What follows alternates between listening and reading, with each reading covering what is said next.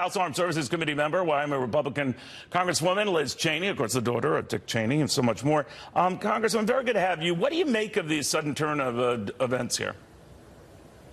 Well, thank you, Neil. Great to be with you. Look, I think the North Koreans have been playing this same game essentially for decades now, and we've seen them do this where they make promises, they make threats, they pocket concessions, and then they continue the development of their nuclear program. And in particular, you've seen them do this in order to get access to foreign aid, which they really are dependent upon, foreign economic assistance, foreign trade from nations like China in particular. And so we've got to be very, very cautious and very careful that we don't go down the same path, unfortunately, that we've seen too many administrations previously go down. You know, there is that trust but verify that Ronald Reagan made famous, but how do you verify whatever the North Koreans are doing? Right, and that's why I think we've got to be absolutely clear that there's no way that we are going to be able, in my view, to talk the North Koreans out of their nuclear weapons program. But what I think we ought to be doing is putting together a very aggressive, very strong pressure campaign from an economic perspective.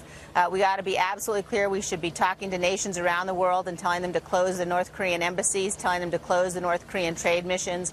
We ought to increase our intelligence capabilities so that we can have a better sense of what they're doing from an illicit perspective, from WMD trade and in other areas. And we ought to make sure that the Chinese and the Russians know that they've got to make a choice, that if they're going to continue to do business with the North Koreans, if they're going to continue not to enforce the international sanctions, then they are running the risk of not having access to our financial markets and our financial system. So there's a lot we can do from an economic perspective, contrary to sort of the conventional wisdom out there, but we've got to be clear about getting it done, and it does not involve concessions to the North Koreans right now economically to get them to the table.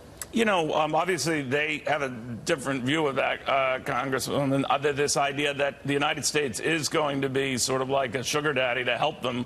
But isn't that a role that China ostensibly should be playing and is not? So what is the deal with that?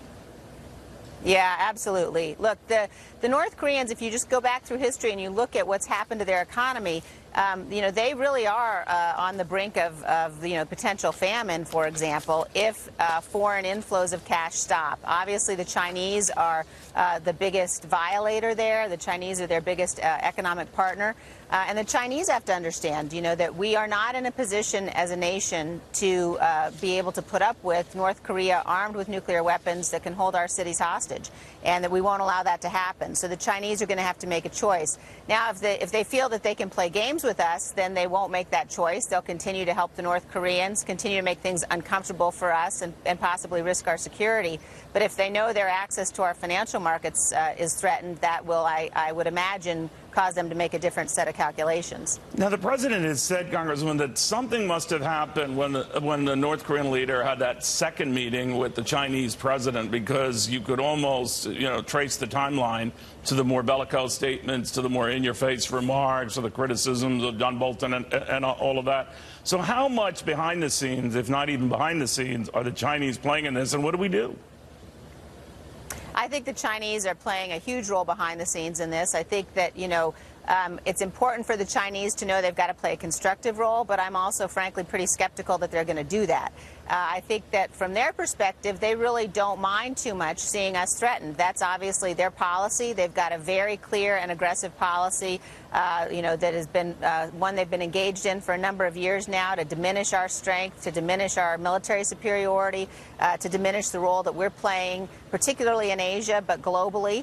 And if they think that North Korea threatening us helps achieve their objectives and their aims, then I don't see them being willing, frankly, to step in and play that kind of constructive role. So we have to make clear to the Chinese that it is in their self-interest not to continue down this path, and that if the North Koreans aren't stopped, if the North Koreans continue their progress towards obtaining a nuclear weapon, then we're going to be in a position that we simply can't sustain. Then we'll have to look at alternatives, including military action, as the president has said. Nobody wants to do that, but if the world doesn't come together and put the kind of very intense economic pressure on the North Koreans that really threatens their economy and puts them back on the brink, then I think we're going to be faced with an even tougher set of choices. Liz Cheney, very good seeing you. Thank you very much. Thanks, Neil.